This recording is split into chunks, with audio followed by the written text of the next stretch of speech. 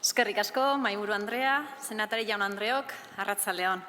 Inoiz ezagutu ez dugun moduko osasun krisi baten gaude eta ukazina da pandemia kontrolatzeko hartu diren neurriek gure bizimoduan eta gure ekonomian eragin sakona izaten ari direla. Baina gure ustez, pandemia kontrolatzeko hartu behar diren neurriak zenbat eta arinago hartu, osasuna eta ekonomia arinago suspertuko dira. Neurri murriztaileak denoi eragin arren sektore eta kolektibo batzuei gehiago eragin die beste batzuei baino. Merkataritzan, ostalaritzan, turismoan, garraioan edota kulturan lan egiten dutenen egoera benetan kezkagarria eta jasanezina da. Lehenengo olatuaren kolpea sektore hauentzat oso larria izan zen eta errekuperatu orduko bigarren olatuaren kolpea helduko da. Hilabete gehiegi negozio txikiak bizi irauteko. Eta horregaitik behin eta berriro esan dugu neurri murriztaileak neurri konpensatzaileekin batera joan behar direla. Salbuespeneko egoera baten, salbuespeneko edo ezohiko laguntzak behar dira. Ez dira nahikoak orain arteko laguntzak. Ekintzaileen 80%ak euren diru-sarrerak murriztu direla esaten dute, eta 10%ak bigarren olatua ez dutela gaindituko uste dute. Las prohibiciones, suspensiones y restricciones impuestas para evitar la propagación de la pandemia provocada por la COVID-19 han supuesto consecuencias muy negativas para muchos sectores, pero especialmente la hostelería, el comercio, el turismo, el transporte y la cultura son sectores que están en una situación muy crítica, demasiados meses que hacen que la situación sea insoportable.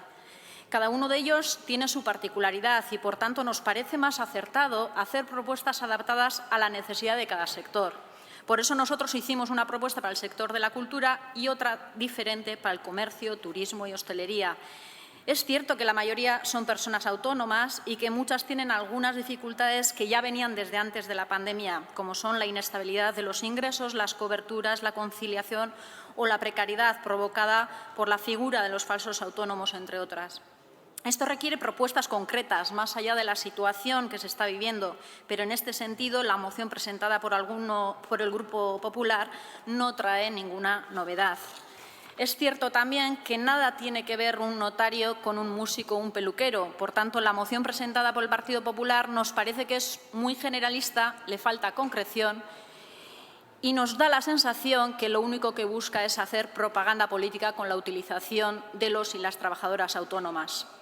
Está claro que nuestras ideas políticas están muy lejos para llegar a algún acuerdo, porque mientras nuestro grupo propone y pone el foco en la cultura para que sea un bien de primera necesidad y que tenga un IVA reducido, el suyo pone el foco en el mundo taurino. Por cierto, el actual Gobierno también ayer aprobó ayudas para los profesionales taurinos. O propone un IVA reducido en la hostelería, cosa que no compartimos en absoluto, que el alcohol tenga un IVA inferior a los bienes y servicios en el ámbito cultural. Para apoyar a los y las trabajadoras autónomas del sector del comercio, turismo y hostelería, Euskal Herria Bildu, dentro de un plan de contingencia, presentó la semana pasada en el Parlamento Vasco unas medidas concretas para aquellos negocios que cesen su actividad por un cese ordenado por la Administración, otras para los que cesen por una reducción de ingresos y otras para los que acrediten pérdidas superiores al 25% de los ingresos habituales. Nos parece que tiene que haber ayudas económicas concretas para sobrevivir de esta situación.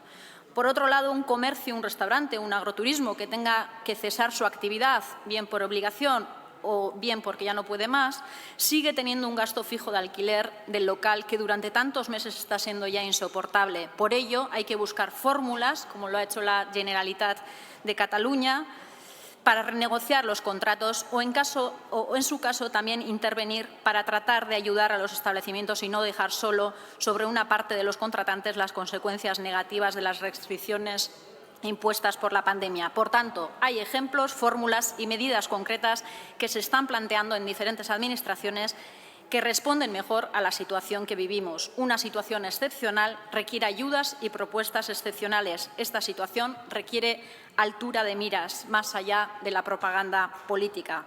Muchas gracias, señorías. Arratsaldeon eta eskerrik asko. Gracias, señoría.